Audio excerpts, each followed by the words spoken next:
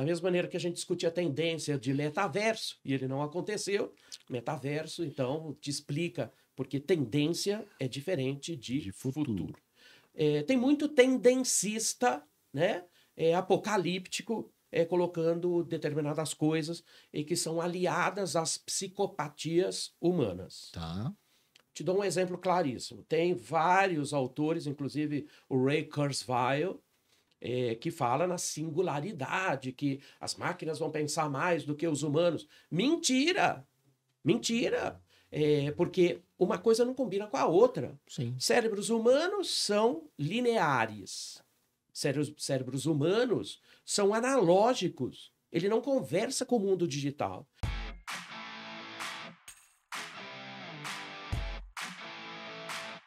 Olá, pessoal. Estou aqui para convidá-los para o MBA de Gestão Estratégica de Talentos na Era Digital do Grupo Forte Educação.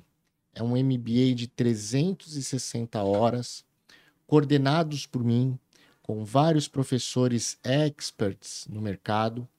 E você vai aprender sobre sistema de gestão da qualidade aplicada no RH, ISO 10015, ISO 9001, 5 modelos de níveis de maturidade em T&D, lifelong learning, ferramentas de suporte ao desempenho, feedback contínuo, liderança 5.0, ou seja, um mar de saberes atualizados, tecnológicos, para que você possa fazer a gestão do capital humano de sua companhia de forma excepcional, com alto rendimento, produtividade e eficiência.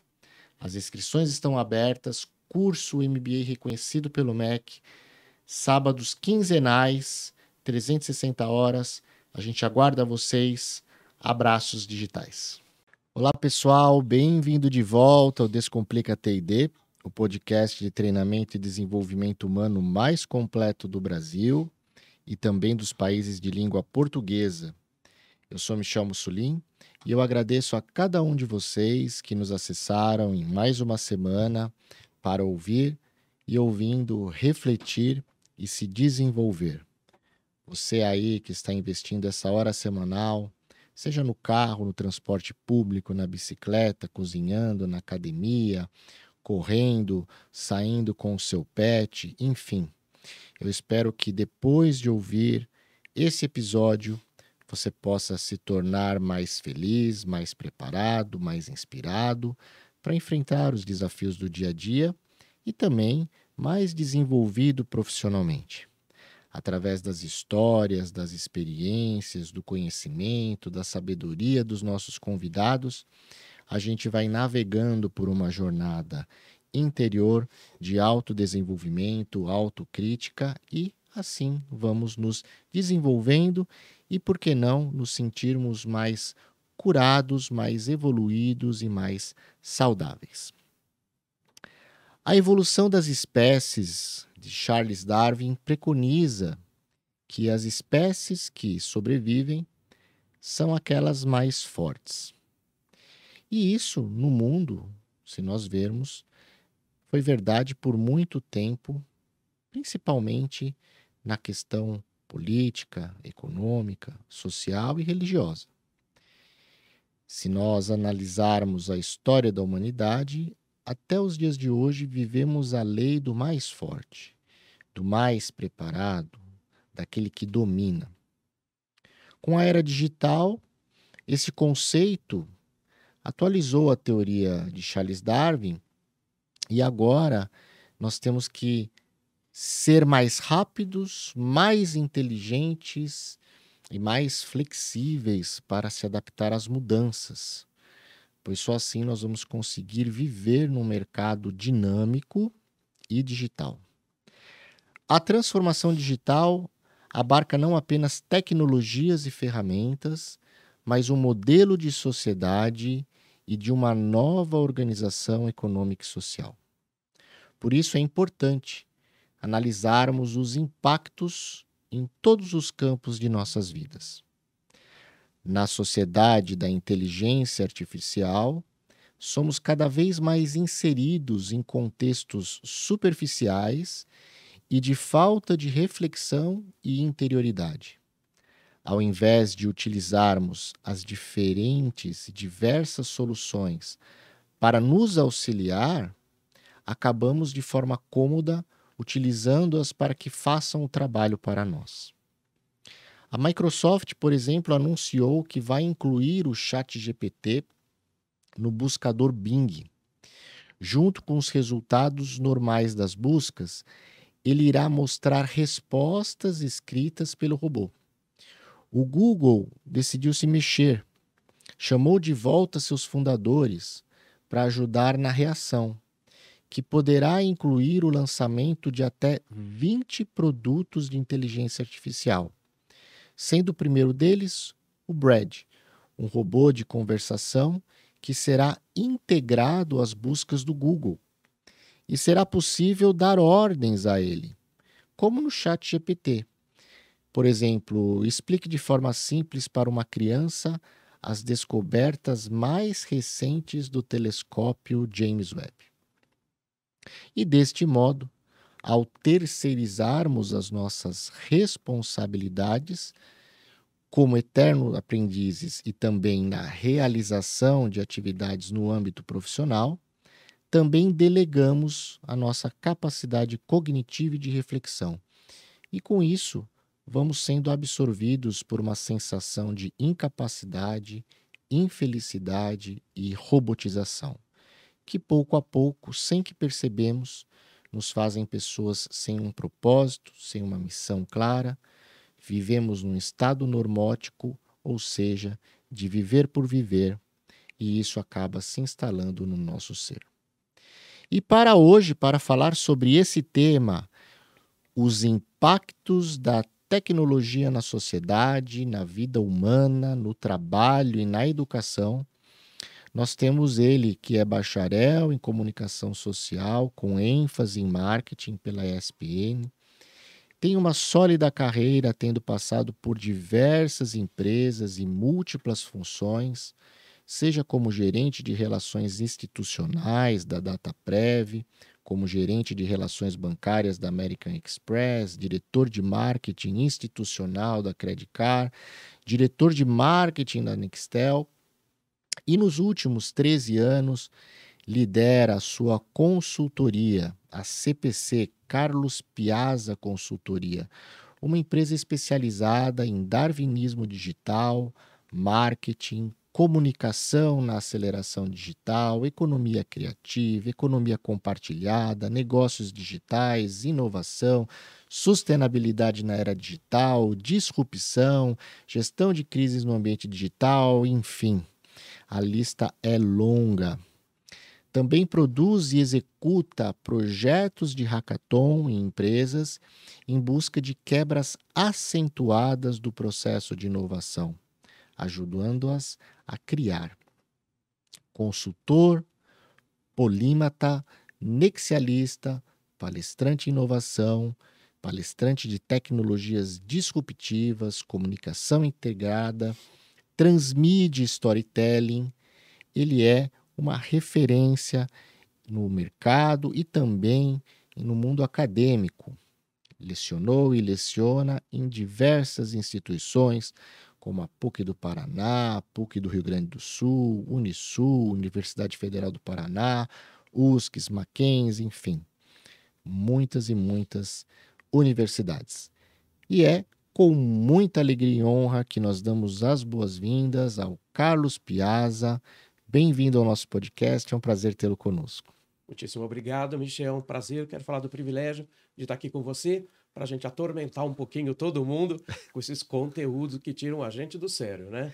É verdade, a gente agradece. Então vamos começar um pouquinho falando sobre essa era, né, da sociedade agora da inteligência artificial, aonde se coloca, né, como uma necessidade o profissional ser um polímata, um nexialista, um conhecedor de tecnologia, ou seja, um profissional multivisão, multiconhecimento. Por outro lado, também vivemos numa época em que a gente acaba se preocupando muito mais em humanizar o robô, né? E esquecemos, né, da humanização do ser humano e acabamos, por muitas vezes, robotizando o ser humano. Então, fala um pouquinho disso, desses conceitos, sua visão dessa sociedade que a gente vive hoje. Bom, Michel, como você falou, tá tudo invertido, porque o mundo ele emboca, a gente acaba não percebendo, acaba repetindo modelos do passado, lembrando que humanos são seres escravos eternos do vício. Uhum, É um negócio impressionante como os humanos têm uma dificuldade muito grande de se adaptar rapidamente quando está à beira do caos. uhum, Você vai prestar muita atenção depois que foi tudo para o chão, aí naquele movimento saudosista do que tinha e que perdeu, aí talvez se arrisquem num processo de mudança. Claro que a gente está falando de processos históricos passados, claro. uhum, O Brasil ele é formado por muitas culturas. Brasil, como outros países também, são muito impactados por isso, porque a base de formação imigrante que nós temos faz com que o capitalismo tardio, que é aquele capitalismo que veio pós-guerra, nos uhum. coloca numa condição rendida. Sim. Eu sou baby boomer e aí tem as confusões transgeracionais, claro. Eu sou baby boomer, eu fui treinado pelos meus pais na educação de base para sobreviver. Uhum. Aprender uma profissão, ser muitíssimo bom nela, entrar numa empresa, nunca mais sair, porque o ideal daquele tempo O era sucesso era a era a longevidade da empresa. longevidade. Eu sou daquele tempo ainda que se você ficava 14 anos, 15, 16, 17, 22 anos numa empresa e você saía, você era mal agradecido. Uhum. E, além de tudo, as novas gerações hoje ficam poucos meses nas empresas, vão embora. Mas elas não são confundidas como eu já fui, né? De falar, você tem problemas porque você fica só 5 anos na minha empresa, Uhum. né? Isso Uhum. tudo esfacelou, os modelos de trabalho esfacelaram, as economias esfacelaram, o capitalismo tardio não está mais sobre nós, não Uhum. estamos mais em eras industriais, mas todo mundo age como se nunca tivesse saído delas. Sim, sim. Então, quando os novos requerimentos chegam, principalmente porque quando se descobre lá em 72, né, pelo Moore, que era presidente da Intel na época, Uhum. né, ele foi o primeiro a perceber a exponencialidade das tecnologias. Claro.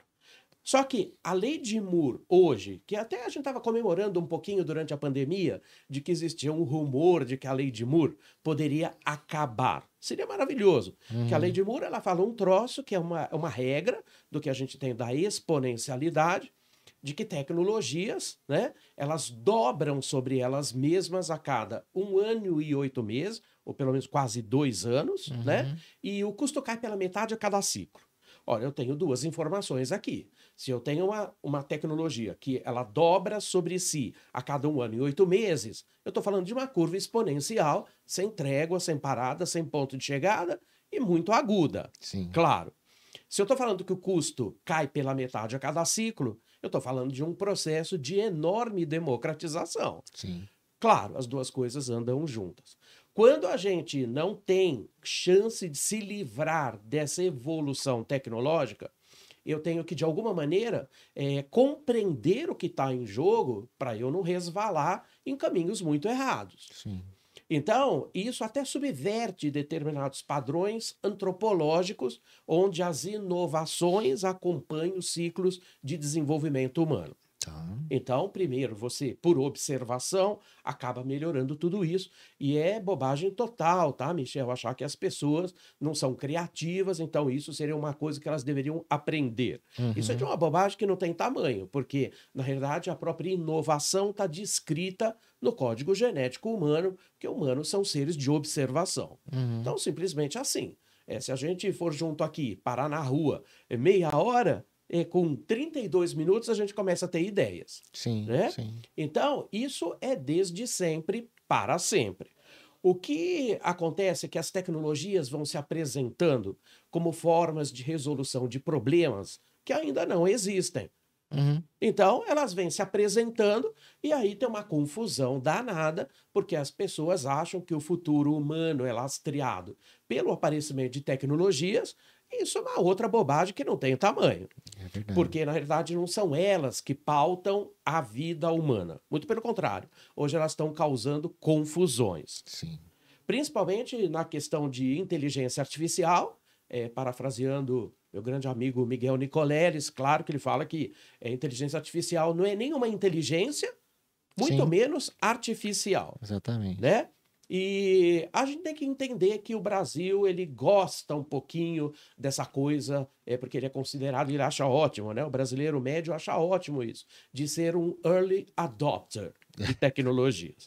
Só que no Hype Cycle, todo mundo esquece que depois da euforia Sim. projecional que as tecnologias têm, vem o vale da morte, Sim. vem o vale da decepção, Sim. e não preciso nem dizer, porque basta você ficar 2 horas sem fazer nada, só pensando, que você chega às suas conclusões do que vale a pena e do que não vale a pena. Perfeito. Você quer um exemplo, por exemplo, quando apareceu o metaverso, que aliás ninguém fala Ninguém fala mais, né? Não, porque acabou, que ele subiu, resvalou no Vale da Morte. E ficou, né? Não teve uma perenidade ali. Desde o início, sabe, Michel, as pessoas me chamavam para os eventos para debater o tal do metaverso. E eu falei, olha, eu posso ir no seu evento, mas eu vou jogar uma pá de cal. Porque não precisava pensar demais para imaginar que o universo proposto pelo metaverso seria o paraíso da fuga da realidade humana. Exatamente. Eu não preciso parar muito tempo para descobrir isso. Mas quando eu tenho a visão só na tecnologia, eu vou nela e ela me basta. E eu começo a criar em cima dela, mas ela é uma irrealidade ainda. Você cria projeções de uma pseudo-realidade, né? Só complementando o que você falou, desculpa te interromper, mas nossa empresa trabalha com treinamento e desenvolvimento humano. E quando surgiu a história do metaverso, realidade ampliada, realidade virtual, de repente, todas as demandas das áreas de capacitação, RH, treinamento, queriam soluções no metaverso. Isso. De repente, do nada. Não, mas eu quero realidade virtual. Eu quero realidade ampliada. Eu quero fazer uma trilha de integração no metaverso. E aí, foi uma euforia na área de T&D. De repente, inúmeros fornecedores, sem saber o que estava falando, falava que tinha, né? Talvez devem ter até vendido 1 ou 2 projetos. E o pessoal me perguntava, vocês não vão? Eu falava, não. Por quê? Eu falava, isso aqui é uma irrealidade quando você fala de capacitação. E eu tenho os meus motivos científicos e acadêmicos para crer sobre isso. Claro. E aí, a minha resposta era essa, né? E aí você fala, nossa, mas que loucura, você precisa vender, né? Uma empresa precisa vender. Eu falei, não, mas eu não vendo ilusão, né? A gente tem alguns valores. Então eu falava, mas por que você precisa do metaverso? E a pessoa não sabia explicar. Passado 8, 9 meses, sumiu do mercado essa história do metaverso. Então, isso que você falou, só quis adicionar, porque o Brasil tem talvez essa vontade, né, de se mostrar à frente do seu tempo.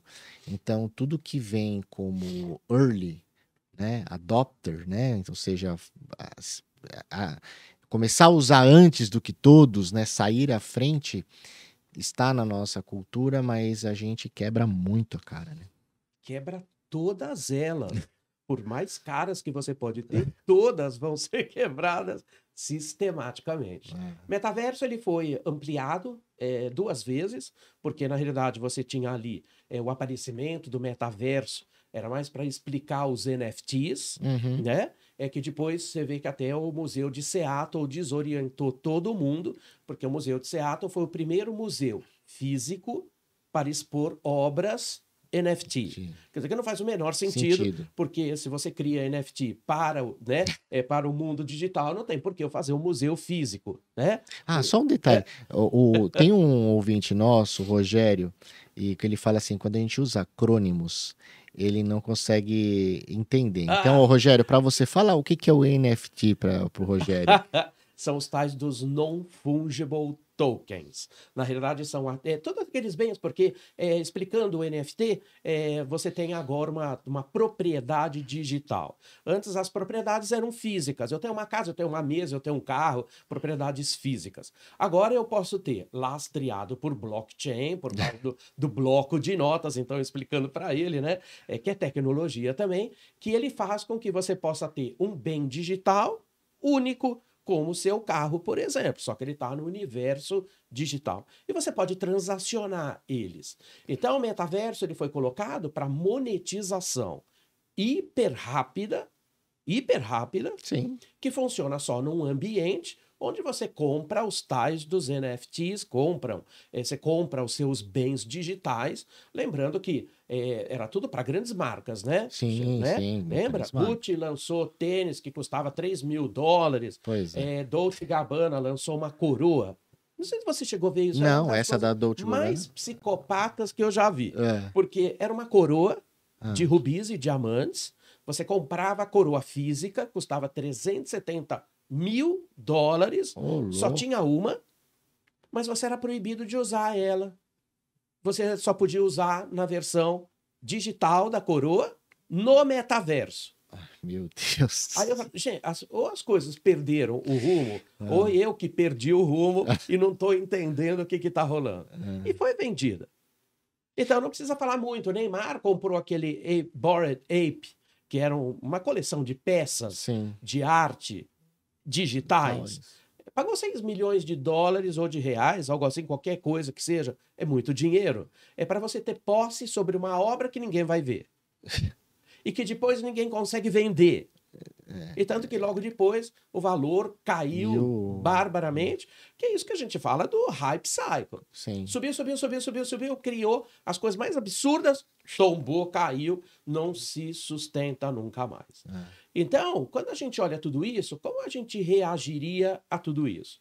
Nas 4 condições de futuro que a gente tem, de ser não mais um especialista, mas ser um polímata. A capacidade que você enxerga o mundo, ele não está preso na sua especialidade, muito menos na minha. Está em todas ao mesmo tempo. Quando a gente fundamenta polimatia, que a única coisa que a gente tem é para poder se valer da versatilidade humana. Seres humanos são múltiplos. Sim. Então eu consigo perceber o universo inteiro se eu estiver disposto a fazer. Tá. Mas lá atrás, claro, por causa da indústria fordista, nossos pais escolheram uma profissão para nós. Pelo menos os meus, sim. O meu, de certa forma, também. Hoje talvez não mais, porque a depuração geracional também vai limpando. Era engenheiro, médico ou advogado. Isso, acabou. Acabou. Só as 3. Eu sou da geração X, mas tive esse mindset em casa também. Não, sou baby boomer. E era tudo isso e, na realidade, os elos emocionais completamente verticais. Sim, top-down, né? Então, a família decidia tudo por nós. Porque o que era importante? Sobreviver. Óbvio.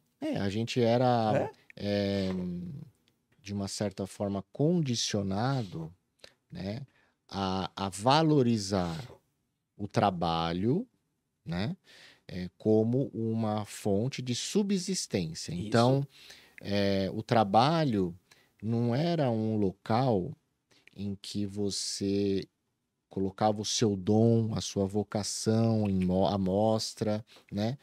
Era um local para você ganhar o seu sustento. Esse era o mindset, né? Meus avós maternos vieram da Segunda Guerra, né? E, na verdade, eu fui criado por eles, né? Porque meus pais trabalhavam, enfim, eram professores na época. Então, eu fui criado por eles. Então, a visão de valor, por exemplo, do alimento, né, era algo, assim, quase que divino, porque eles passaram fome, né? Claro. Eles quase foram mortos, Claro. enfim. Então eu aprendi ali desde pequeno, né, e tenho esse hábito até hoje de o que eu coloco no prato eu como. Eu posso comer quantas vezes, né? Minha avó falava, você pode comer quantas vezes você quiser, mas põe de pouco em pouco para você não jogar um grãozinho de arroz fora. E aí, isso é um lado bom, tá? Eu não vou falar que é ruim, não. Você dá valor, né, ao alimento, né? Mas indo para o aspecto profissional, então a visão de mundo era, não, o trabalho é o seu sustento, né? Não é um local onde você pode colaborar com o mundo, fazer a diferença no mundo, né? Se apresentar ao mundo. Você era um seguidor. Você tinha que seguir ali a ordem do chefe, falar amém e seguir em frente, Isso aí. né? Você não tinha voz. Não tínhamos Porque voz. a sua principal vocação ali seria sobreviver. É, Então, para você sobreviver, não tem espaço para voz. sim, Então, se estabelece o comando-controle, claro, na sim, qual você se submete. Claro que a gente foi criado numa cultura pós-guerra, também. que é uma cultura de escassez, Sim, e é por isso que você não deixava um grãozinho de arroz no prato, porque onde você tem escassez não tem desperdício. E além do mais, todos os imigrantes que vieram nas mais variadas condições, nas mais ácidas e nas mais decididas, que também aconteceram, muita gente decidiu vir, mas Sim. muita gente veio Veio por por sobrevivência. sobrevivência. Né? É claro que quando você olha isso, você tem que entender assim: as gerações vão colocando coisas sobre a gente e que você não tem, naquela época, muitas coisas para você poder se liberar disso depois. Conhecimento, né? É conhecimento de vida, é conhecimento da percepção de como você foi moldado na sua mais tenra idade. Isso significa, lá atrás, que a gente teve um torniquete ali. Sim. Porque como a gente foi, eu, você, talvez os outros não, mas quem veio nessa condição, nós fomos treinados também para ter, Sim, não para ser. a posse, Isso. né? A posse Claro. era algo de realização, né? Claro. Você ter, era tanto que era assim, né? Era o trabalho, então era o carro, era a Isso. casa, Isso. uma casa no campo ou na praia, Isso. e é isso, acabou. Os elementos externos de status e prestígio marcava quem você era pelo que você tinha. Sim, As novas gerações hoje, Z e Alpha, não se importam com o ter, mas se importam muito com o ser. sim, Então, é óbvio que em poucas gerações, 5 gerações, você teve uma mudança absolutamente completa. sim, Então, isso não é só impacto de tecnologia, é impacto também da presença de tecnologia na formatação do que a gente enxerga das diversas especialidades que compõem a polimatia. Então, como a gente fala, é da visão indivisível do universo, nós somos regidos por eles. certo. Então, eu deveria entender que a capacidade que a gente tem de enxergar mudança não está na sua especialidade nem na minha, está em todas, ao mesmo tempo, numa camada muito profunda. Sim, Se eu não consigo entender isso, eu perco todo o resto. Como a indústria fordista da segunda revolução industrial era forjada em hierarquias, em especialidades, em linha de produção, você era peça da produção. sim, E não precisa ir longe, pega os filmes do Charlie Chaplin, sim, tempos modernos, ele já fazia essa crítica. Você pega Metrópolis em 1920, já fazia essa crítica. Você quer ir mais longe? Pega, porque eu gosto de fuçar tudo aqui, porque as artes, você Sim. sabe, né? A gente olha muito pouco as artes, que pensa que é uma sofisticação, que não é. O Goulart Ou uma sempre- alienação, né? Também, uma também, alienação. gente que imagina isso. Mas eu pego o Ferreira Goulart, que sempre falou, a arte existe porque a vida sozinha não se basta. Sim, Então, parte das explicações que a gente não tem estão nas peças de arte. Então, se você pega, por exemplo, Noel Rosa, com 3 apitos, 1923, lá na tecelagem Confiança, no Rio de Janeiro, que existe até hoje, cantado originalmente pelo a maior intérprete de Noel Rosa, que era Aracide Almeida, você pega a letra de 3 apitos, ela marca exatamente o que era a briga de um poeta noturno, de vida noturna, que se apaixona por uma operária de uma fábrica de tecido. diurno. E fala, escuta, faz frio pra caramba, nem meia você usa, nem no frio você crê. Porque ela virou peça robotizada da produção. Se eu não entendo isso, eu tenho que entender que eu tenho tecnologia de um lado, filosofia do outro. Claro que eu estou falando da mudança da vida humana. Sim. Mas as duas juntas promovem o quê? Uma escalada de desenvolvimento antropológico como a gente nunca viu. Então eu não posso só estudar tecnologia e achar que ela comanda todo o resto. Não. É tecnologia mais filosofia, resultando numa alteração antropológica. Para fazer isso, e claro, antropológica e sociológica, as duas estão ligadas, claro. Por isso que eu tenho que ser um polímata, porque eu preciso entender a cadeia inteira. Mas se eu não sou um nexialista, e eu não dou nexo para essas coisas que aparentemente são díspares, mas que na realidade está tudo interligado, é que a gente ficou tão chatos como humanos, que a gente só olha o mundo por uma frestinha. Da nossa frestinha. Da nossa frestinha, que está calcado no nosso viés cognitivo. Entendi. Agora, deixa eu fazer uma pergunta. E sobre a base da sustentação do seu aprendizado? O que eu quero dizer com isso e fazer essa pergunta para você? Hoje, a gente vê no mercado, né? A gente vai continuar a sua história agora com essa colocação. A gente vê no mercado que as pessoas elas não querem mais ter uma formação, essa é uma tendência, né?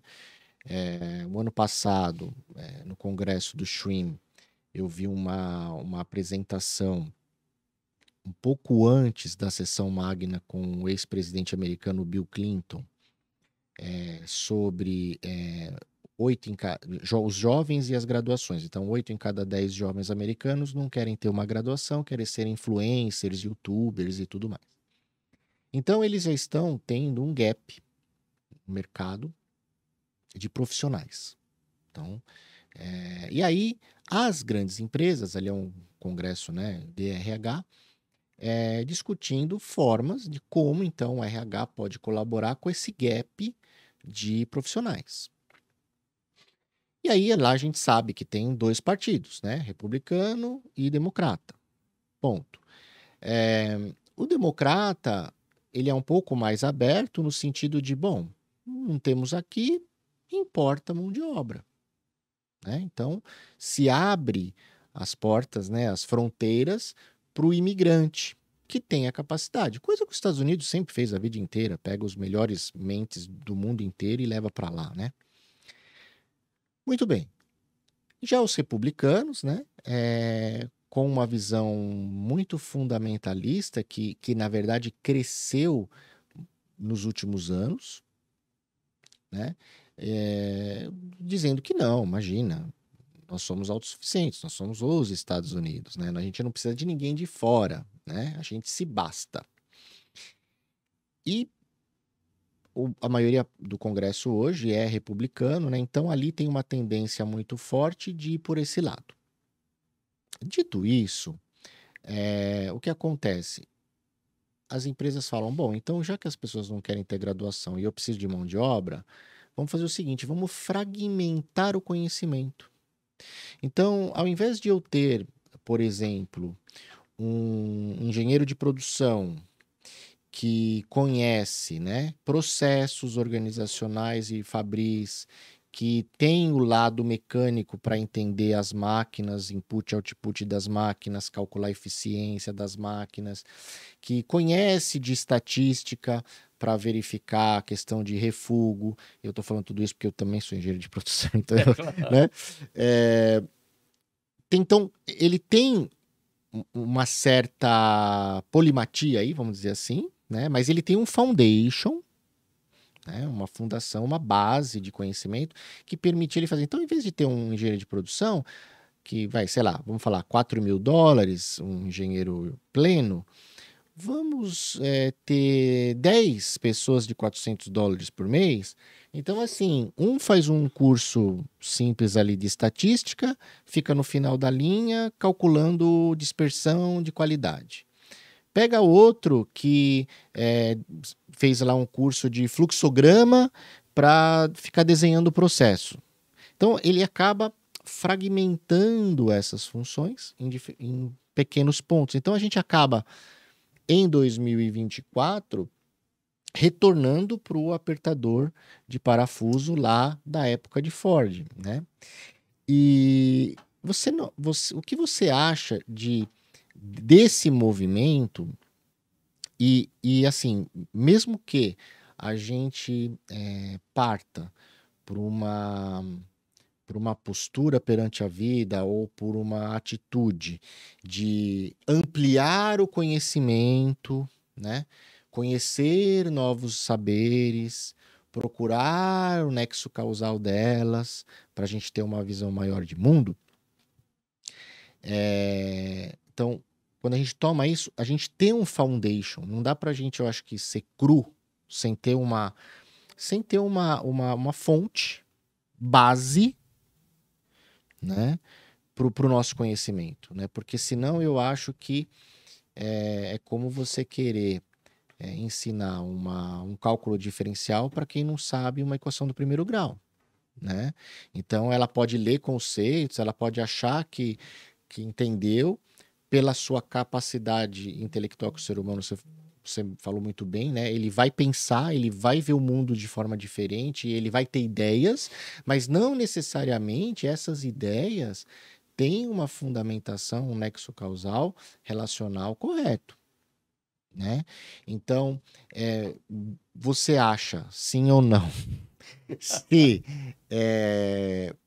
para ser um polímata, né, um nexialista, um estudioso de diversos saberes, temos que ter um foundation, uma base, não importa qual seja, mas temos que ter uma base como conhecimento para frutificar essas flores, ou podemos fazer o que os jovens hoje estão fazendo.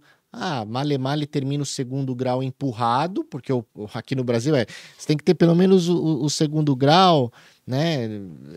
Senão você não é ninguém, não sabe ler e escrever, né? E aí você tem que ter pelo menos uma faculdade para você ter cela especial, se você for preso, né? Aquelas coisas assim.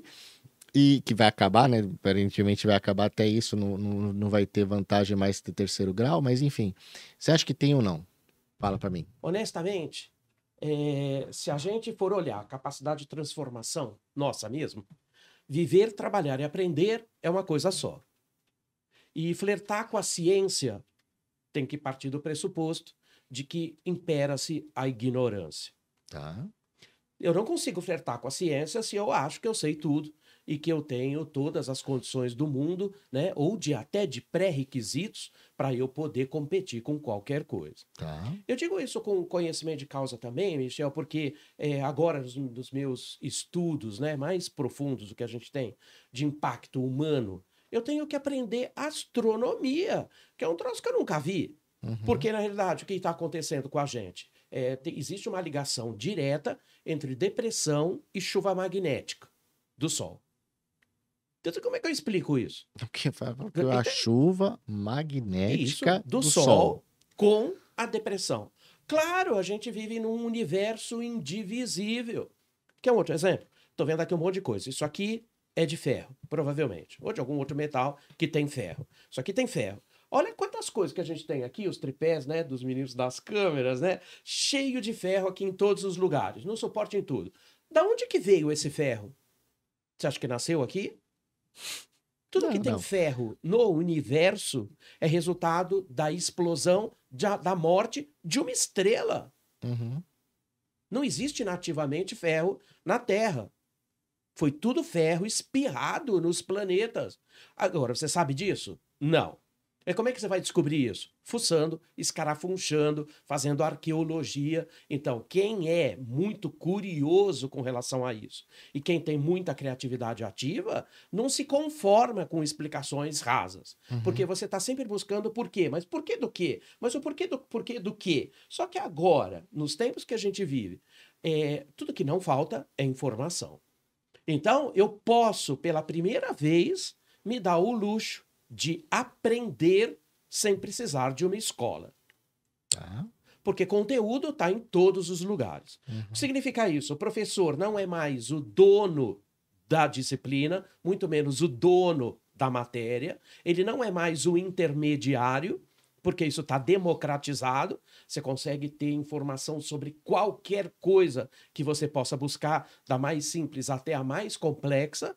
Você ainda participa de grupos colaborativos, onde você vai recheando tudo aquilo com seus próprios conteúdos. Então você tem uma participação, ao mesmo tempo que você leva conteúdo, você retira de outros, esse mundo da colaboração. E é claro que a gente está falando de uma independência com relação a isso. Seres humanos, se você for olhar um pouquinho mais atrás, todo o processo de formação dele demorava 36 anos. Você acha que a gente já viveu? E vivemos. Eu vivi isso. Onde, para você estar pronto para qualquer coisa, você precisaria estudar 36 anos. Desde a escola fundamental até o teu curso de pós-graduação ou até teu curso de MBA. Que antes era muito seriado, né? Muito. Até, né? Agora, e a curadoria? Porque não é um risco. Lógico, assim, hoje, concordo com você. A tecnologia, foi a tecnologia, a internet, enfim, ela democratizou o conhecimento, né? Então, veja quantas milhares e milhares de pessoas hoje vão ouvir o nosso podcast, né? Porque a tecnologia hoje permite, certo? Em qualquer lugar que ela esteja, do banheiro ao escritório, ela vai ligar lá no Spotify, no Apple Podcast, no YouTube, já fazendo aqui o merchan para vocês, e vão escutar o Descomplica T&D. Agora, a pessoa, quando ela é um copo vazio, ela absorve sem curadoria, sem filtro, né? Se a gente partisse da premissa de que tudo que tem de disponível de conteúdo é bom e correto, seria uma maravilha. Agora, você ter um mínimo de formação,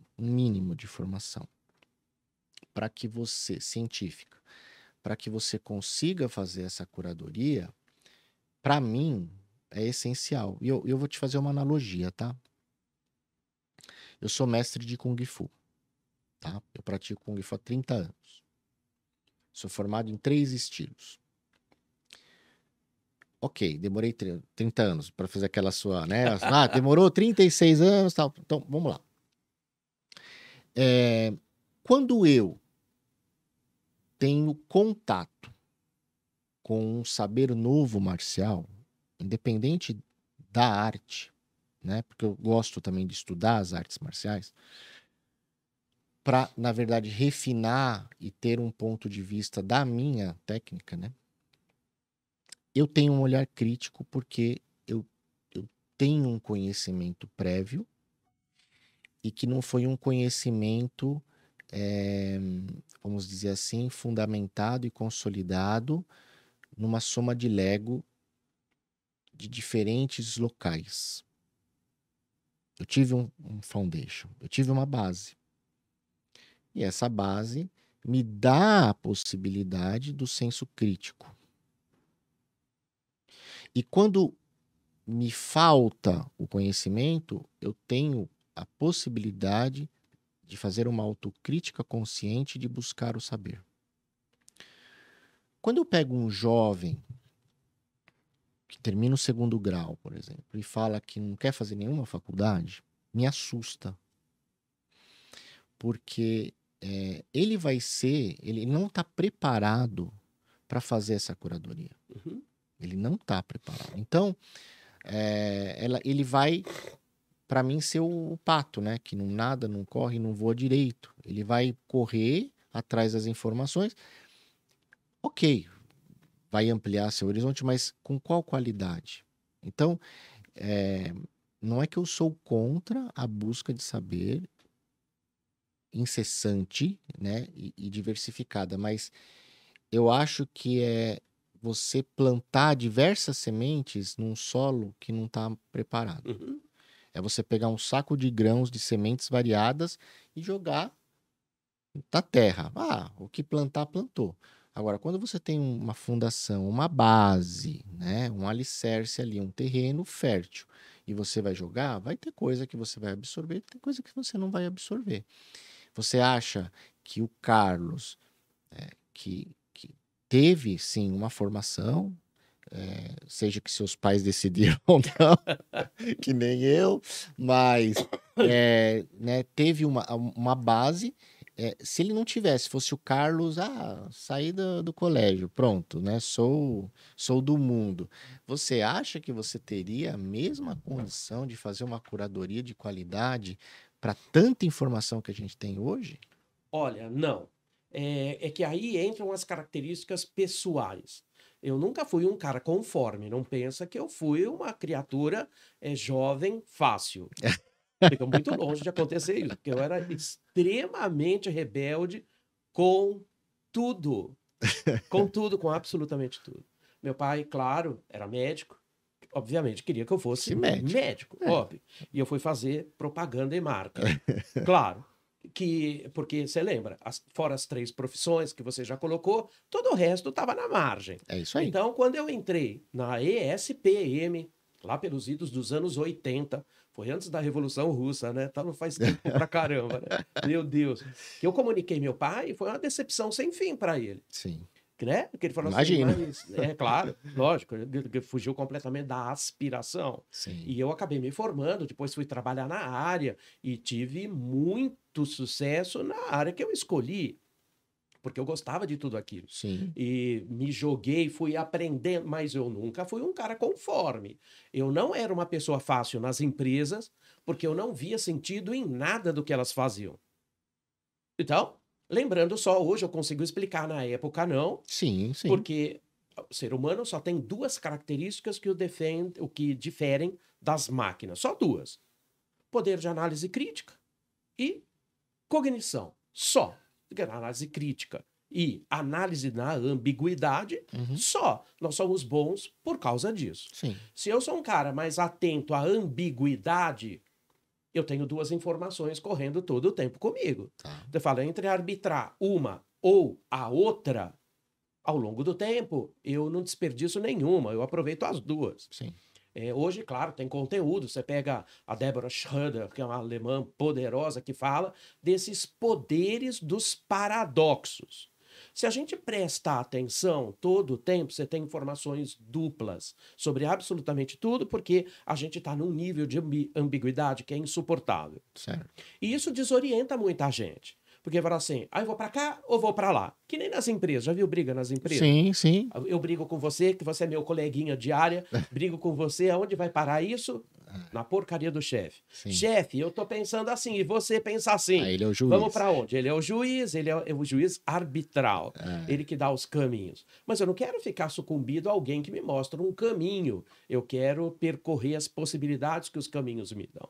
Entendi. Então, é claro que eu preciso, para isso, uma característica pessoal da curiosidade infinita. Porque, tá bom, eu posso me rebelar. Por que isso é feito assim? Cansava de perguntar. Assim, e a gente ouve até isso, até hoje. Porque fala assim, porque sempre foi feito assim. Tá, mas o mundo é outro e eu tenho que fazer tudo igual? Sempre deu certo. Então, sempre deu certo. Por que eu vou mudar? Claro. Então, na realidade, o que acontece? Isso te joga na superfície. Sim. Então, onde eu tenho, que o nome da superfície é doxa, que é onde as pessoas estão hoje. Elas surfam, mas assim, na superficialidade, muito rasa. Sim. Você arranha com um prego, elas estouram. Já viu? Sim. Que elas não aguentam. Sim. Você pega um prego fininho e arranha, estoura, que elas não aguentam. Então, doxa é inimigo eterno da epísteme. Então, se eu tenho informação ambígua e eu quero entender o que a ambiguidade me traz, é óbvio que eu já estou estudando na saída. Sim. Só que quando eu sou muito curioso e tudo é ambíguo, eu vou abrindo o leque. Então, hoje, claro que depois de macaco velho de vida, né, Michel? Que já aprendemos um bocado, a gente é fruto das cicatrizes, né? Meu pai falava isso. Eu brinco, eu falava, fui forjado a frio. Forjado a frio. Meu pai falava assim, o seu futuro... Olha só que loucura. Ele falava assim, o seu futuro será pautado por pesadas lixas e afiadas brocas. Nossa, se você falar isso hoje, não tá louco. Acabou. Acabou, as pessoas não conseguem ver. Porque você é fruto... Por isso que às vezes eu brinco, O povo fala assim, você que é o Piazza? Eu falo, não, eu sou o que sobrou dele, né? Porque a gente veio sendo lapidado uma vida inteira. E você pensa que para? Claro que não, tem onde para. Não, essa ideia deformada de que eu preciso estar formado e eu tenho que entender, porque eu estou formado, eu estou pronto para tudo, é uma falácia. Mas não é esse ponto, hein? Não, entendi. Tá claro para mim. Eu concordo. Sim, não é que tá você claro está pra formado, mim. você está preparado para tudo, mas a indústria absorve quem? Quem tem o diploma. Agora, lembra do Foucault, né? Foucault falava o quê? Que diplomas servem só para você criar uma fronteira mercantilista do saber e também para você imaginar que aqueles que não os tenham, não tenham nem condição de saber qualquer coisa. O que eu tenho que estudar não depende do diploma que eu tenho ou não. Então, o meu nível de ambiguidade, como ele chega para mim, e o meu nível de curiosidade me impulsiona para frente. Então, mas o diploma não é um símbolo. E o que eu quero dizer com isso, né? Só para a gente aprofundar um pouquinho essa conversa. Quando eu falo de formação, né? Eu não estou, de maneira alguma, simbolizando o certificado. Né? E, de novo, eu vou recorrer às artes marciais aqui. Depois eu recorro um pouco à teologia, que é a minha outra área. Mas, assim, no Kung Fu tradicional, você não tem faixa, que é o seu certificado, vamos dizer. Você não tem faixa. No Kung Fu tradicional, quando você vai aprendendo e o mestre vai vendo que você está preparado para novos saberes, ele te ensina. Claro. Senão, você vai ficar repetindo aquilo pelo tempo que ele achar que é importante. Muito bem. Então, passado alguns anos, essa fórmula já não coube mais. As escolas de Kung Fu precisaram se reinventar, principalmente no mundo ocidental, porque o ser humano ele precisa de um símbolo de conquista. Então, se introduziu as faixas, né? Se introduziram as faixas. E o certificado, para provar que você conhece. Então, eu não quero com isso polemizar a questão do símbolo certificado e do olhar das empresas de que quem tem sabe, quem tem não sabe. Que às vezes a pessoa sai da faculdade e não aprendeu nada. Mas esse não aprendeu nada também é relativo, porque ele tem um foundation. Eu brinco assim, ok, eu aprendi na graduação em engenharia um pouco de estatística, sim, aprendi questões de termodinâmica, sim, etc. Aprendi alguns foundations. Aquilo me deu um mínimo de capacidade racional de estudar, aprender e complementar. Né? É como uma criança. Uma criança, quando ela nasce, ela está engatinhando, ela vai explorando o mundo.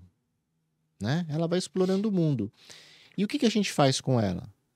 Ajuda a aprender a ler e a escrever. Uma base para que ela possa se relacionar com o mundo. Fazendo essa analogia, mesma coisa no trabalho. Então, eu acho, né, eu sou um... tem um filósofo, eu esqueci o nome, não sei se é Ricoeur ou foi outro que falou assim, né?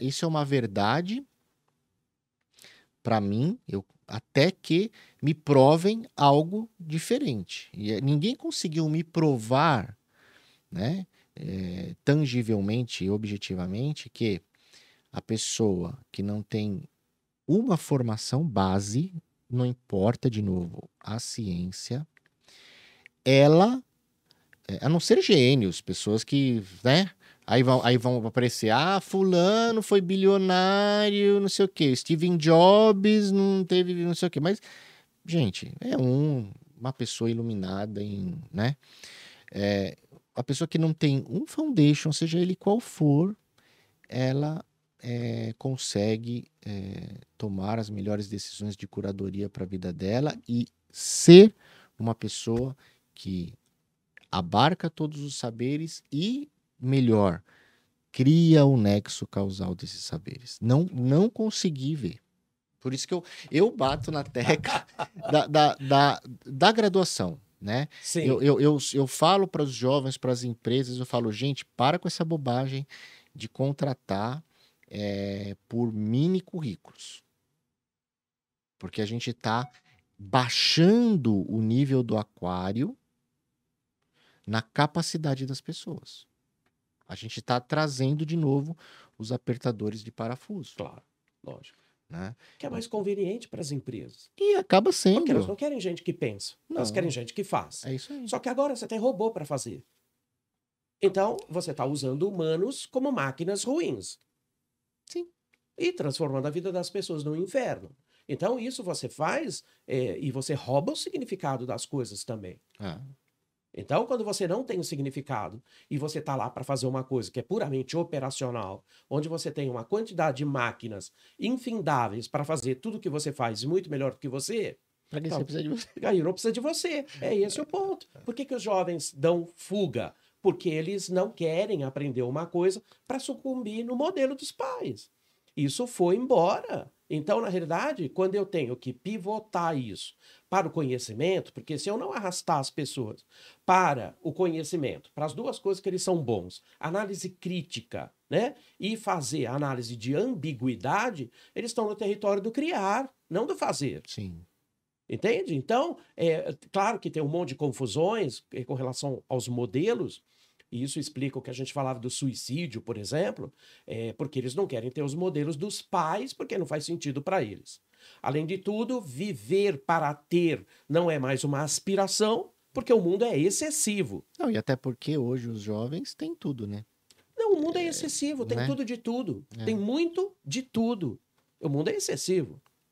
Claro, a sociedade do consumo do Debord fez a gente ter tudo de muito. Tem muito de tudo, tem excesso. E aí vira o descarte. Claro, a economia compartilhada, o que é? Eu compartilho porque tem excesso. Eu não preciso ter, basta usar o que já tem. Claro. Então, enxerga o ser com uma potência muito maior. Só que eles não sabem exatamente ainda o que é o ser deles, porque tem fuga de propósito. Então, aí dá um apagão de propósito. Aí eu concordo contigo que tem que ter uma mentoria, não um professor, mas um mentor, porque a capacidade profética do professor morreu. Ele não é mais o dono do conteúdo. Ah, sim. E muitos sofrem. Muitos sofrem, porque ainda acham que eles têm o conteúdo na mão. Não tem. Né? Não, é porque hoje é muito fácil você confrontar o conhecimento, né? Claro. Antigamente o professor falava algo na sala de aula, a quem você ia recorrer? Ou você ficava ou se acreditava na biblioteca pesquisando, ou você tinha que acreditar nele. Hoje você digita, acabou. Isso em sala de aula. A gente vê que o povo fala assim, e aí eu vejo assim, você tá falando, o cara tá assim. Digitando. Olha, aí se você tá falando, o cara... Eu falei, você tá vendo se eu tô falando verdade ou mentira, né? Aí as pessoas riem. Eu falei, claro que tá. Óbvio. Lógico. Porque o mundo digital ele faz isso. Ele estabelece o fim da era Teflon. Sim. Se tiver que queimar, vai queimar de grudar. Então, por favor, dê a melhor informação daquilo que você defende. Então, o professor, o que ele tem que estimular? A visão da ambiguidade. Segundo esse autor, ele fala isso. Este autor fala isso. Como é que eu pondero uma coisa entre uma coisa e outra? Isso está na filosofia, isso está no Deleuze e Guattari, que ele fala que o conhecimento hoje é rizomático. Ele é biológico, ele é raiz. Raiz de rizoma. Grama é rizoma. Ele não tem começo, não tem meio, não tem fim. Ele flui, ele conflui, ele intui. Se ele intui, ele é mesmo base para você poder percorrer o rizoma. Então, não tem centro. É claro que quando eu vou para um processo onde eu tenho mais dificuldade, como eu estudar astronomia, eu fiz comunicação social. Eu tenho que estudar astronomia. Hoje, tudo bem, eu consigo dizer para você o que é um buraco branco, um buraco negro. Consigo te explicar fisicamente o que acontece. Consigo falar de ergosfera, que é o limite máximo da sucção de um buraco negro. Consigo te falar hoje. Mas o quanto eu tive que estudar sobre isso? consultando gente, escrevendo para gente que eu nem conheço. Cara, me explica isso aqui. Você falou isso aqui numa palestra, eu não entendi. Você me decupa isso aqui? Me dá uma visão? Posso te ligar? Sabe? Eu tenho um comportamento ativo para buscar conhecimento ativo. Claro, porque não vem na minha mão. Mas por quê? Porque eu sou um inconforme. Então, mas aí eu vou fazer mais uma ligação para depois a gente mudar de assunto, que é o seguinte: mesmo que na comunicação social não tenha nada de astronomia, Não tem. né? Você teve que fazer um trabalho de conclusão de curso. Tive. E no trabalho de conclusão de curso, você teve uma pesquisa bibliográfica. Tive, claro. Então, só aí, para mim, já valeu a graduação. Porque você, na pesquisa bibliográfica, você aprendeu a discernir, a fazer a curadoria, a saber aonde procurar autores, né? Acadêmicos, artigos. E aí, quando você falou, pô, eu não tive astronomia, mas aí eu fui lá, perguntei para eu tenho certeza que esse modelo mental, para você saber quem perguntar, fazer a sua pesquisa, né, web gráfica hoje, né? Você usou isso que você aprendeu. Claro, mas hoje é muito mais fácil. Né? Então, Porque fazer pesquisa bibliográfica nos meus tempos de TCC... Não, era a biblioteca. Não, tá louco, não tinha jeito, porque na realidade eu tinha que me apoiar na base bibliográfica da escola. Porque ele me fechava esse mundo. Sim. Só que o mundo é muito maior do que o que as escolas te colocam. Sim. Hoje você tem a internet, tudo que vem novo é fonte bibliográfica. Tudo. Então você tem hoje uma riqueza muito maior para você poder fluir. Então você está independente para poder pesquisar. E hoje eu faço isso exatamente como faziam meus professores. Hoje eu repito, porque às vezes vem aluno de todo quanto é tipo. Sim. Hoje, 1h da tarde, eu tenho uma moça que quer fazer um bench, como eles falam, né? Prof, que ele precisa fazer um bench. Tá bom, marca aí, vamos fazer o bench. Que ele já vai sair com 30 livros para ler, né? Isso aí. Porque você vai criando o seu mapa. Agora, fala assim, mas você também pesquisa no seu entorno as disparidades que vão aparecer, porque o seu filtro cognitivo é diferente do meu. Sim. Então, não tente ter o conhecimento que eu tenho, porque é atrás de vida. Busque o seu. Sim, exatamente. E essa é a grande beleza, né? Quando eu fiz 40 anos, né? Eu tive a crise dos 40. Né, até falei com você antes do episódio. Eu não tive nenhuma, Michel. Espero que não venha tudo junto. Estou com 64, corpinho de 20, cabeça de louco.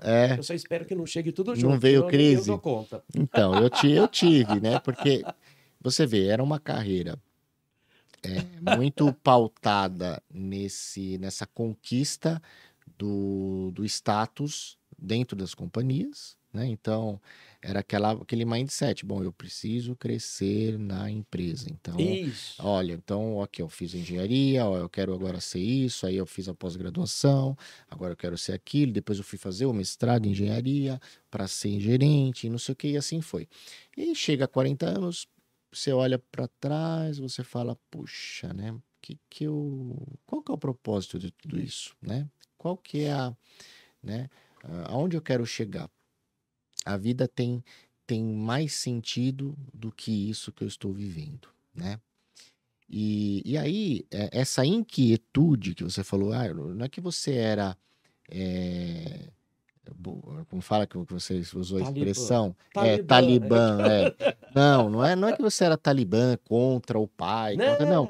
Você tinha uma inquietude, e percebe-se hoje que você ainda tem essa inquietude, né? Mas é uma inquietude dignificante, porque você quer entender e quer saber, quer aprender e quer realizar algo para o mundo, mais do que você, né? E aí, fazendo um retiro, né, jesuíta, que eu faço sempre, me veio a intuição de fazer teologia. E aí eu fiz a graduação em teologia, agora estou no mestrado em teologia, fazendo mestrado. E aí, uma pergunta para você, antes da gente ir para a nossa pauta aqui, mas que você fala muito da filosofia, né, como uma ciência, né, amiga do saber, né? Que nos faz ter esse pensamento autocrítico e tudo mais. Eu vejo, né, pelo que eu aprendi até hoje, uma beleza na teologia no seguinte sentido. Eu acho que a teologia ela consegue conversar e fazer a relação causal do pensamento filosófico com a realidade. Por quê? Porque ela une as duas pontas com uma visão de fraternidade. Visto que você acredita em um Deus, em uma inteligência superior que criou tudo isso, né? É inconcebível, e os cientistas não conseguem explicar até hoje. Eu li outro dia num livro sobre um outro exemplo, mas aí eu faço um exemplo meu. Imagina que eu pegasse aqui o meu estojo, certo? O meu estojo. Abrisse ele, tem aqui várias canetas. Se eu jogar isso aqui para cima, qual a probabilidade de todas essas canetas voltarem para dentro do estojo? De forma organizada? Nenhuma. Certo? Então, como explicar o acaso da explosão do universo em se criar tudo de forma tão ordenada? Se não tivesse uma inteligência criadora por trás. Né? Não é ao acaso. Né? É como se eu falasse assim, eu vou jogar uma bomba atômica numa biblioteca e a hora que dissipar a fumaça, todos os livros organizados. É o que acontece, o Big Bang fez isso e criou uma vida, e quando a gente olha a natureza, tudo tem uma ligação. Então, não é possível o acaso que explodiu, gerou a vida sem ter uma força criadora. E aí quando você se coloca na perspectiva de criação com potencial criador, você tem uma visão mais fraterna, né? Para não falar aí do meu ramo da teologia católica, né? Um olhar misericordioso para com a criação, né? Então eu gosto muito, estou gostando e estou amando a teologia porque ela é fruto, como ciência, dos diversos saberes. Claro. Né? Então ela busca, né, a sua polimatia, a sua sei lá como que fala, nexialidade nos outros saberes, né? Claro. Mas sempre com uma base que é um olhar fraterno, um olhar misericordioso, um olhar de humildade boa como criaturas, não como criador, né? E aí isso faz uma reflexão muito grande aí para quem nos ouve, principalmente os líderes, que é assim, essa explosão, fazendo um parênteses aqui da nossa conversa, dos soft skills, pós-pandemia, é um reflexo de quão desumano nós somos nas relações. Porque o que antes a gente falava assim, quando você entrar no trabalho, deixa os problemas de casa em casa, com a pandemia, a empresa entrou dentro da sua casa. A vida juntou de novo. Juntou. Você viveu pela primeira vez as duas que é viver, trabalhar e aprender. É isso aí. E eu ouvia meus alunos, sabe o que eles falavam? Falavam assim, você não tem noção. Eu falei, tenho. Porque ele falava assim, você imagina, eu tenho 33 anos, meu marido tem 35, cheguei a ouvir isso, com 2 crianças, eu fazendo home office, com meu marido fazendo home office, com 2 crianças fazendo homeschooling, num apartamento de 50 metros. Nossa. Falei, olha, eu não sei se o inferno tem um CEP, mas se o CEP do inferno existir, ele é a sua casa. Porque ninguém consegue se manter inteiro. Ainda com o cachorro pulando, o gato gritando. Nossa. Tá louco, claro. Por quê? Nunca vivemos isso. Agora, você vê do outro lado como a gente é ignorante com relação a isso ou leniente com relação ao conhecimento. Vivemos a 8ª pandemia do mundo. Você acha que não teria a 9ª? Ou ainda hoje você acha que não terá a 10ª? Só que hoje tem tecnologia, a gente sabe de onde vem e quais são os principais patógenos que vão gerar a 10ª pandemia. Tem gente trabalhando com remédio, mas isso é tecnologia, hoje. Mas, na realidade, o que aconteceu? Quando você acha que a gripe espanhola em 23 foi a última pandemia do universo, você está apostando ficha alta numa improbabilidade. Sim. Não é isso? Então, é por isso que logo na saída da pandemia, a gente participou de um Special Class com o Nassim Taleb, que foi o grande autor do Antifrágil, o autor do Cisne Negro. E ele falou assim, parem de dizer que a porcaria da pandemia é um cisne negro. Não, ele não é uma coisa absurdamente impensável. Ele é um cisne branco, ele é repetitivo. Só que hoje você tem uma escala de contaminação gigantesca por causa de tecnologia. Eu brinco de dizer que se a gente ainda tivesse 200 anos atrás, Michel, essa pandemia não tinha chegado em Sorocaba. Mas quando você tem avião interconectando o mundo inteiro, com mais de 50 mil voos por dia, esse vírus agora anda de avião. É claro que ele contamina o tempo, ele contamina o planeta mundo inteiro. Em 0,0 nada segundos. Agora, você acha que isso é altamente improvável? Não! Ele está no teu mapa. Agora, por que a gente não presta atenção?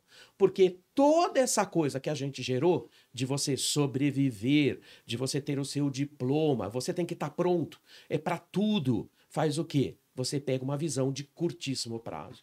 Então, além de tudo, viramos curtoprazistas patológicos. A vida não é o curtoprazismo que a gente vive. Tem amanhã, tem depois da manhã, tem um futuro que vem por aí. Só que com muita tecnologia, o futuro se apresenta mais rápido para você.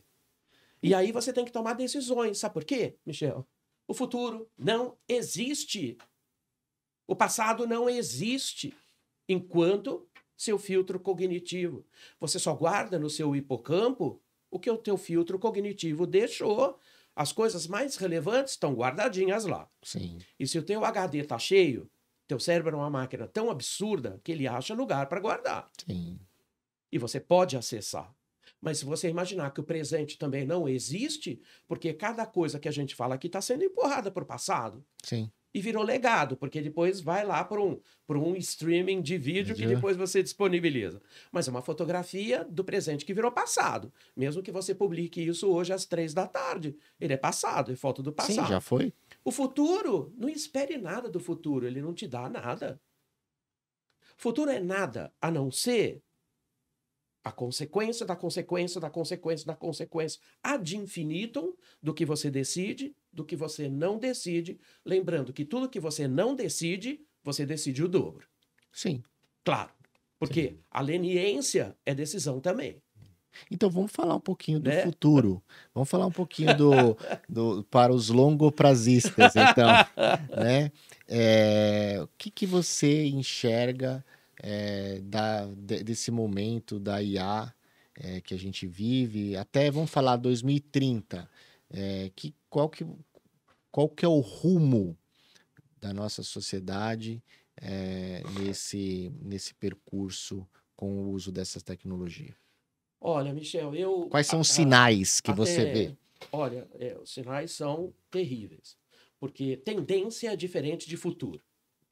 Da mesma maneira que a gente discutia a tendência de metaverso, e ele não aconteceu, metaverso, então, te explica, porque tendência é diferente de futuro. Tem muito tendencista, né?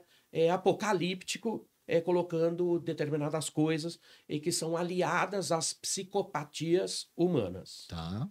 Te dou um exemplo claríssimo. Tem vários autores, inclusive o Ray Kurzweil, que fala na singularidade, que as máquinas vão pensar mais do que os humanos. Mentira!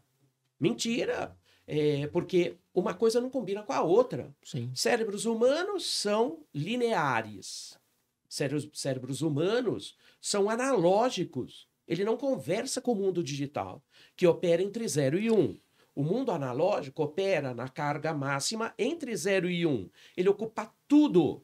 o mundo digital é mais pobre do que o cérebro humano, porque ele opera só em 0 e 1. Se você vai falar de computação quântica, que ele vai operar um pouquinho mais preenchendo esse vão, mesmo assim não chega na potencialidade do seu cérebro. Então, você imaginar que você vai ter máquinas com consciência, é de uma bobagem que não tem tamanho. Porque você não consegue nem definir o que é consciência para o mundo digital, porque ele é muito mais sofisticado do que isso. Sim. Então, quando você coloca todas essas questões, eu tenho que lembrar, o que está tirando a gente um pouquinho da análise, está sobrecarregando de pensamento sobre isso, é que fatalmente a gente terá que ir para a regulação. Sim. Claro. Por quê? Porque cérebros humanos lineares são mais lentos na cognição do que você pode tirar racionalmente de comparação de dados em grande volume, Claro. com grande velocidade. As pessoas falam sobre inteligência artificial, Michel, mas elas não entendem muito bem o que é isso, que elas acham que inteligência artificial é uma entidade. E não é. É uma capacidade de simulação de dados absolutamente perturbadora. Sim. Que hoje você fala, tá bom, o que a gente tem hoje? Você pega o sistema Summit da IBM, ela pensa até 200 petaflop. Petaflop é a unidade de processamento digital. Bom, 200 petaflop são 200 quatrilhões de cálculos por segundo. Uhum. Você acha que de verdade você consegue fazer isso? Não. Não. Terá em algum tempo alguma possibilidade de fazer? Não. Mas ela é considerada inteligência artificial narrow. Ela é estreita, ela é burra. E ela pensa 200 petaflop. Sim.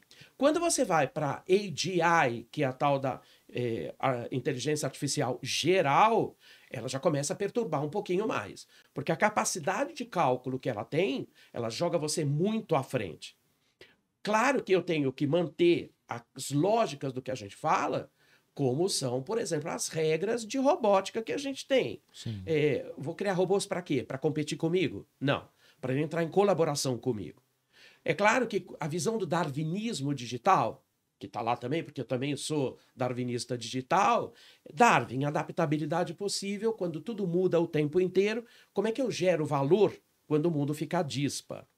Tá. Eu tenho que colocar isso dentro de uma regra para uso humano. Porque se eu deixar isso acontecer, tudo que é ficção que você já viu, vira verdade. Então, a capacidade de ficção, o que é filme de ficção? Criatividade liberada. Só que a intencionalidade de futuro está nos filmes de ficção. Por isso as pessoas falam, eu vi isso nos Jetsons. Que é a coisa mais óbvia, né? Carro voador nos Jetsons. O cachorro dos Jetsons já tinha um carro dele. E você pega as teorias todas que foram permeadas depois por causa da Rose. Lembra da Rose? A Rose dos Jetsons era empregada de lata. Sim, a robô que lá. tinha o avental de renda. Lembra? Lembro. Que ela tinha um avental de renda? O que é renda num robô de lata? É o touch and tech. Mas essa... John Naisbitt, teoria de 1990. Nossa. Todo mundo tech esconde um mundo touch. Isso significa que quanto mais você tiver máquinas operando, mais touch será seu mundo. Claro, porque a alta tecnologia devolve você para o lugar de onde você nunca deveria ter saído, que é o fato inexorável de que você é só um ser humano. Verdade. Então, o que faz a alta tecnologia? Ela te joga no lugar que você nunca deveria ter saído. Se você for para a abertura da ala egípcia do museu, do British Museum, em Londres, tem uma placa do tamanho de um bonde, que se tirou, é um papiro, na realidade, que ele foi traduzido. Você sabe o que está escrito lá? Não. Ele fala assim, tome banho regularmente. Deixe os seus cabelos serem lavados pelos rios. Putz, aí já me ferrou, né? Pegue os... Não, você pode deixar a barba, Não, né? se fosse importante, nascia pra dentro. Mas tudo bem, é papo de careca aí, né? Eu falo assim, pegue o seu melhor linho, vista-se com o seu melhor linho e viva. Os egípcios já falavam isso há 4.000 anos atrás. Antes de Cristo. Então você fala assim, que mundo touch é esse que o mundo tech esconde? Que é isso que as próximas gerações estão buscando. O que é isso de conexão? Porque agora eu não preciso viver numa grande metrópole, porque as empresas não estão lá. Porque eu tenho uma camada de tecnologia que eu posso trabalhar na praia, posso ir para Tailândia, eu posso ir para a Ilha da Madeira, eu posso ir trabalhar em Jaú. Eu não tenho mais limite geográfico para absolutamente nada. Porque eu consigo contribuir, não estou em eras industriais, eu não estou dependente de uma planta industrial. Percebe? Então, isso me dá uma extensão muito maior do touch. Quais são os valores do touch que a gente não abre mão hoje? Tá com a família, tá com as questões que são mais fundamentais para mim. Eu estava vendo ontem aquela lambança que um bom engenheiro de produção resolveria o problema da GoLog ontem por causa do cachorro que morreu. Não sei se você acompanhou. Eu vi. Eu acompanhei de cabo a rabo, eu peguei tudo que tinha, porque ali você vai ver o quanto o mundo tech falha sobre as expectativas do touch. Sim. E não interessa que é um cachorro. Cachorro já é membro de família. É uma vida, né? Na verdade é uma vida. É uma vida. Agora, pode você ter uma promessa de uma empresa que vai mandar o teu cachorro para o Mato Grosso e ele vai parar no Ceará? Não, tem alguma coisa muito errada, concordo. Então, nem o tech funciona, mas explode no touch. Sim. Que você assim, como assim? Não, e agora vai as loucuras. Hoje, por exemplo, a GoLog desativou o serviço. Nossa. Porque vai provavelmente... do 1 ao tá louco, 100... porque o cachorro foi encaminhado para autópsia judicial, tem um nível de judicialização sobre isso imenso. E é claro que isso vai sucumbir na reputação. Sim. Ok, o que é esse mundo touch que se reflete nesse mundo tech? Então, as duas coisas têm correspondência. Por isso que quando você fala em espiritualidade, ele está no lado touch. Porque ele é a única coisa que te repõe a aceleração que o mundo tech te dá. Sim. Nós fomos feitos para sermos acelerados do jeito que somos? Não. Não. Não. A gente foi muito além. Por que está dando problema de saúde mental? Porque a gente está submetido a uma aceleração que não é a nossa. Uma carga cognitiva tão grande que a gente não consegue processar, né? Eu falo assim, ó, é o processador do computador. Você coloca muita coisa, ele vai esquentar. Ele abre o bico. Ele trava. É o que está acontecendo com a gente. Tudo bem que no computador, você abre ele, põe um SSD. Mas isso não cabe na sua cabeça ainda. Exatamente. Né? Então, você não tem nem slot para pôr um SSD.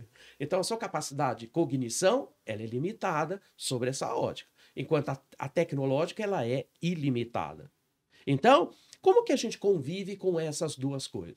Por isso que a gente fala da tecnologia, automaticamente eu preciso da filosofia, claro, para eu poder dar sentido à tecnologia, à vida humana. E é claro que eu estou olhando isso pelo prisma da mudança antropológica. Primeiro, eu quero isso. Segundo, a ideia de que nós dois tivemos, que somos de gerações próximas, era a aspiração você ter cadeira de espaldar alto.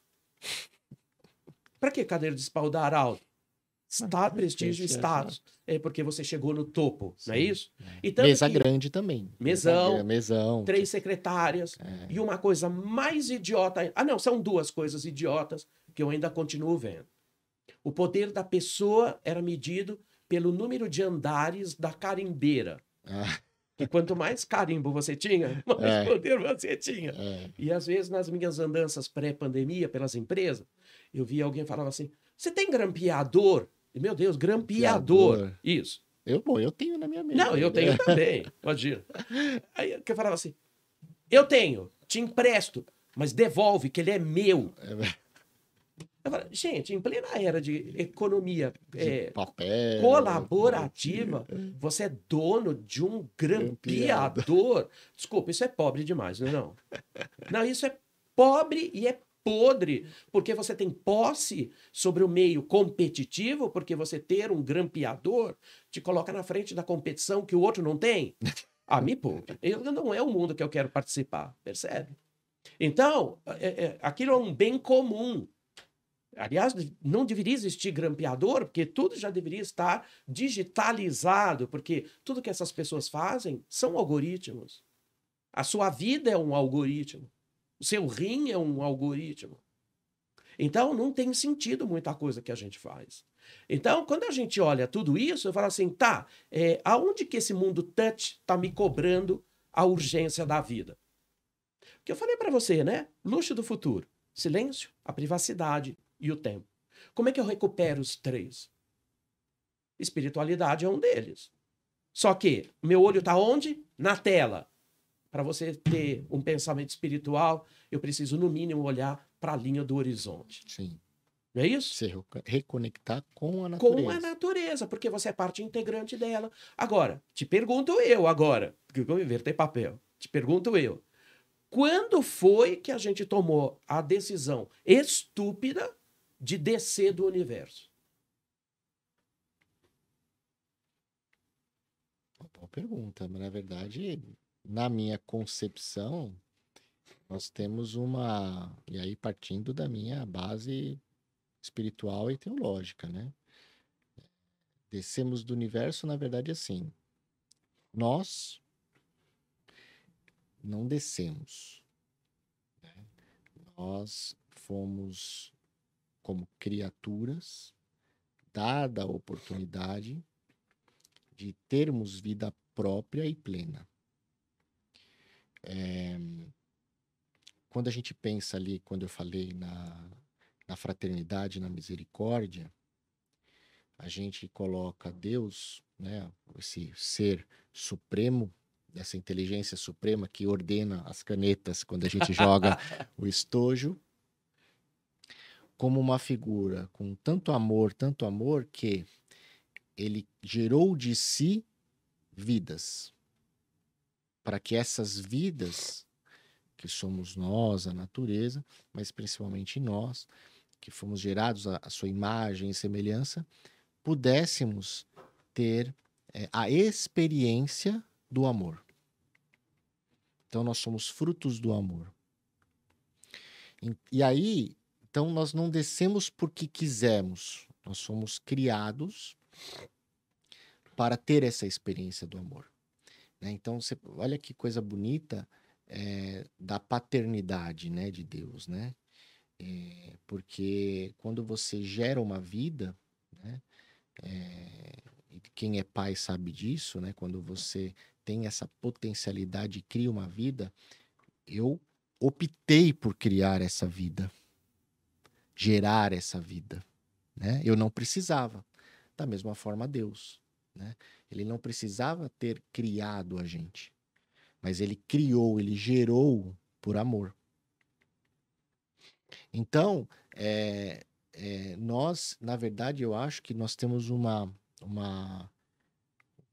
futuro, né? Um presente, né? Tanto que o presente chama-se presente porque é um presente, certo? É um presente de Deus para que a gente possa viver de uma forma plena, realizadora e com amor, com fraternidade. E essa nossa capacidade que nos difere das máquinas, né, intelectual de pensar criticamente, analisar a dualidade e racionalmente tomar decisões, mais do que o aspecto moral e ético, que acaba sendo uma consequência humana do amor e da bondade que a gente já tem dentro de nós, serve para que a gente possa, o famoso, ter vida plena e em abundância, né? Sabendo colaborar com o mundo, sabendo cuidar do mundo, né? E usufruir do mundo tanto quanto for necessário apenas para o nosso crescimento, para a nossa evolução. Logicamente, aí tudo que é humano acaba tendo as suas falhas, as suas humanidades, né? Então aí o humano chega e vê essa abundância como um mundo recurso e quer levar vantagem, né? E aí entra o consumismo exacerbado, etc, etc, as dominações, né? Aí, enfim, chega aqui 2024 anos pós Deus revelado na humanidade, porque isso também acaba sendo a diferença do cristianismo. Não que todas as religiões são importantes e são fontes de ligação com Deus, porque todas vieram de Deus, mas o fato de seguir a figura de Cristo, independente da religião, porque ele também não veio fundar uma religião, ele era judeu. Isso. Se os judeus tivessem aceitado ele, seria o judaísmo. Claro. Mas ele vem e ele é uma figura humana, ele não é uma ideia, e ele não é um profeta, e ele não é um sacerdote. Por quê? Ele foi um leigo. Ele não viveu nos templos. Ele não é um profeta porque ele não ficou só nas palavras, ele fez com as ações.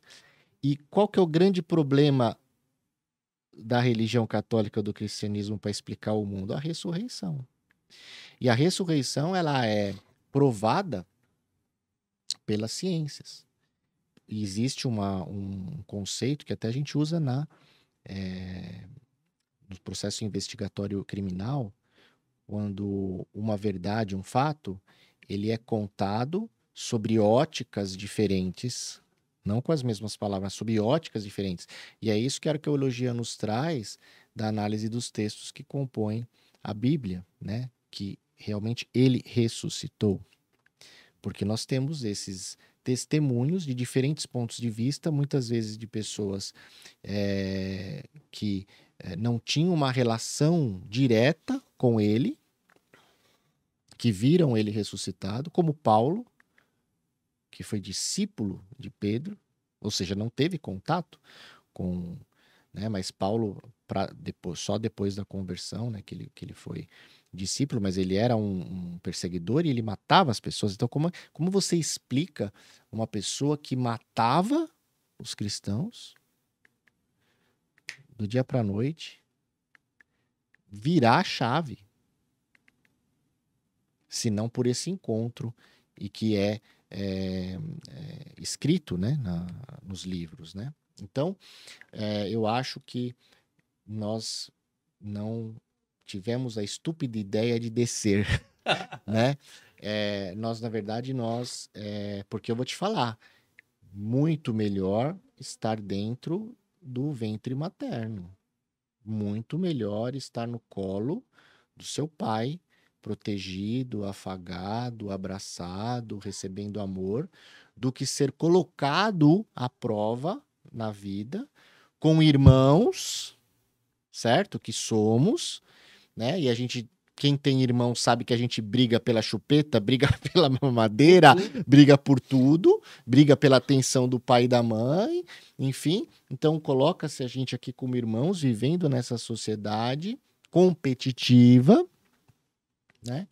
E tendo que passar por provações, né? Que fazem parte do nosso crescimento, né? Mas, quando a gente enxerga que o mundo está aqui, ele pode ser usufruído, e as ferramentas que a gente cria, como a inteligência artificial, o computador, a internet, o microfone, servem como meios para operacionalizar a nossa vida, né? Com honestidade, com caridade, com fraternidade, com irmandade, com amor. Então são meios. Aí eu acho que a gente encontra uma sociedade próxima, vamos dizer assim, do ideal do que Cristo fala do reino de Deus, né? Onde todos vivem como irmãos, colaboram como irmãos, se ajudam como irmãos, aprendem como irmãos, cada um dentro da sua vocação, ninguém melhor do que ninguém, né? E cada um recebendo o fruto daquilo que produz e entrega para o mundo. Respondi? Não, fui longe, né? Olha, na realidade, eu defendo a ideia de que a gente, sim, resolveu descer do universo. Isso aconteceu na saída da Idade Média para a Idade Moderna, com o Renascimento. Depois do Renascimento, o que teve? Porque a gente teve, fotografando aquela época, não é? Eram as teocracias, sim, mas ainda da Igreja Católica do tempo da Inquisição, sim, dos Borgias, onde tinha uma influência absurda do poder da Igreja sobre a formulação política sim, da vida social humana. também. Social, política, mas que era o que pautava a Idade Média, Claro. praticamente como um todo. E, na realidade, o fruto do que teve ato contínuo ao Renascimento, foi o antropocentrismo. A gente adorou virar centro do universo. E aí a gente exacerbou demais isso. Sim. Hoje a gente sabe que a gente não é o centro do universo, a gente é parte integrante a ele e a gente tem que chamar atenção até nos conteúdos ESG de fundamento, que se você colocar fogo na sua casa, você não tem onde morar. Sim. Se você pegar o livro que eu adoro, que foi um livro que foi derivado de uma experiência astronômica, que foi do Carl Sagan, até quem quiser ler, pode ler, até para você é perturbador, que se chama Um Pequeno Ponto Pálido Azul. Quando Carl Sagan, lá pelos idos de 80, estão fazendo pesquisas com naves espaciais já, ela foi lançada e ela tinha só um trajeto. Mas ela já era comandada pela Terra. Tá. Como agora você viu que a Voyager ressuscitou, depois de meses fora, conseguiram ressuscitar. E se você for olhar, tudo uma garotada. Dá até medo de você ver, porque é tudo garotada que foi lá fuçar. Não funciona mais? Não, ela vai funcionar. Vira. Fizeram o bicho funcionar de novo. Estava inativo já há meses. Perdido. Voltou a se comunicar com a Terra. Bom, o Sagan já fazia isso na década de 80. Que falou, vamos perder a nave, porque agora ela vai no seu curso. Tá. Ele falou, negativo, a gente comanda ela. Porque ela ia para fotografar Saturno. Fotografou Saturno, passou, foi embora. Vai perder. Ele falou, negativo. Ela vai dar volta completa, 360 graus, e ela volta. Porque de Saturno, ela vai fotografar a Terra. E o que ele viu lá? Um pequeno ponto pálido azul perdido no universo. Se você pegar o último livro do Gleiser agora, do Marcelo Gleiser, o que ele fala lá? A condição de vida se dá na Terra por uma condição muito particular. Isso não é repetido fora. Tanto que ele coloca um troço que eu acho tão engraçado, porque você vê como é o ideal das pessoas, né? Eu vejo alunos falando assim, Piazza, eu não vejo a hora de ir para Marte. Porque, criatura, o que você vai fazer lá? Marte, é como ele fala, o Gleiser fala, né? Ele fala, só o Elon Musk quer ir para Marte. Porque é psicopata igual. Porque lá, o que tem em Marte? Nada. Não tem atmosfera. Faz 500 graus... Tem nuvem de ácido sulfúrico e você vai passar o resto da sua vida num ambiente que não é atmosfera, não tem, que cheira ovo podre para sua vida inteira. Sabe que eu vou querer ir para lá? Agora, antes de ir para Marte, não tem um monte de coisa para fazer aqui? Que ideia idiota é essa que eu tenho que ir para Marte? Percebe? Então, todos os movimentos de reconstrução, todos os movimentos de você devolver a humanidade possível. Todos os movimentos de você restaurar a espiritualidade possível. Para você reconectar o universo com o planeta, isso hoje é urgente, porque a gente botou fogo no telhado de casa. Michel. A gente vai perder a única casa que o universo deu para a vida humana. Então, quando você olha tudo isso, isso é muita tecnologia. De novo, de um lado, filosofia do outro. Porque, na verdade, eu não posso permanecer só tirando. Agora, eu tenho, então, que fazer o que a gente chama do futurismo regenerativo. Nossa principal função hoje não é tirar mais do que o planeta não aguenta te dar. Não é tirar mais das pessoas, além do limite das psicopatias e de doença mental e de suicídio, porque ela não aguenta mais. Qual é o caminho que a gente tem hoje? Regenerar. Não há outro, ou a gente não vai ter lugar para morar. Se você deseja acessar um canal sobre casas inteligentes, com apresentação de dispositivos que tornam seu dia a dia mais fácil, dicas de automação, explicações como tornar sua casa mais digital e ter acesso a tutoriais e muito mais, acesse Makers Vault no YouTube. É tudo junto. Makers Vault, o segredo dos fabricantes, o canal para aprender e se desenvolver. Eu acho que o episódio de hoje vai provocar em vocês muitas reflexões e eu entendo, né, para muito melhor. Carlos, a gente passou demais do nosso horário e foi muito gostoso a nossa conversa. Já fica aqui o convite para um próximo bate-papo, né? Que foi bem legal. Olha, só de raiva eu venho. Tá bom. E vamos lá.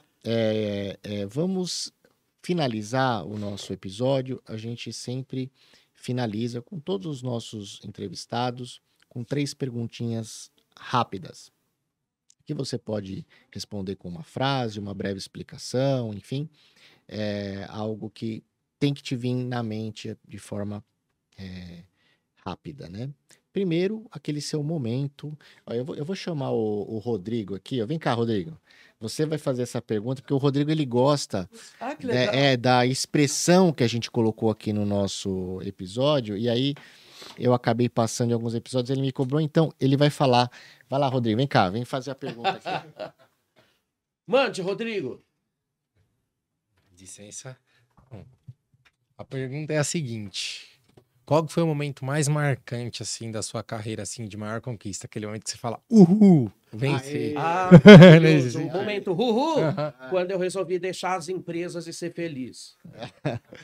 E o seu momento de maior aprendizado, aquela falha grotesca que você teve com a sua experiência hoje, sua maturidade, você olha e fala, putz, podia ter feito diferente. Bom, eu já tive vários. Quando você entrou nas empresas? Quando eu entrei nas empresas, o povo me mandava fazer coisas que eu não via sentido. Então, eu sempre quis imprimir um jeito diferente meu de fazer. E é claro que isso saía faísca de todo tipo, é claro. E como eu trabalhava com comunicação, que é a arte do improvável, porque a comunicação é uma faca que corta na entrada e na saída, então você tem que cuidar muitíssimo bem do que você fala, porque é permanente. Então as coisas são definitivas quando a gente trabalha numa área dessa. A gente passou maus bocados com isso, por erros. Se eu não aprendo com os erros, eu tô frito, porque a única chance que eu tenho é de poder errar, né? Da melhor condição humana. Tem alguns erros que têm conserto fácil. Outros persistem até hoje e viram base para aprendizado e mais estudo de caso, porque a gente já fez erro grotesco, mas tudo bem, éramos jovens, impetuosos, hoje já tem um pouquinho mais de comer de meia, que a gente já viveu mais também. Sim, né? sim. Então, e eu ainda continuo fazendo erros grotescos. Eu acho isso maravilhoso, porque é sinal que eu estou vivo ainda. E tá agindo, né, no mundo. Por fim, como você define o seu propósito de vida, o seu propósito profissional, ou se são a mesma coisa? Eles são a mesma coisa. O meu propósito de viver, trabalhar e aprender é esclarecer o mundo. Carlos, muito obrigado mais uma vez. Foi ótima a nossa conversa aqui. Muitíssimo obrigado. É um privilégio estar aqui com você. E obrigado a vocês todos por ouvirem mais um episódio do podcast Descomplica TD. O canal que colabora na sua evolução pessoal e profissional e também com o aumento dos níveis de maturidade organizacional em treinamento e desenvolvimento humano.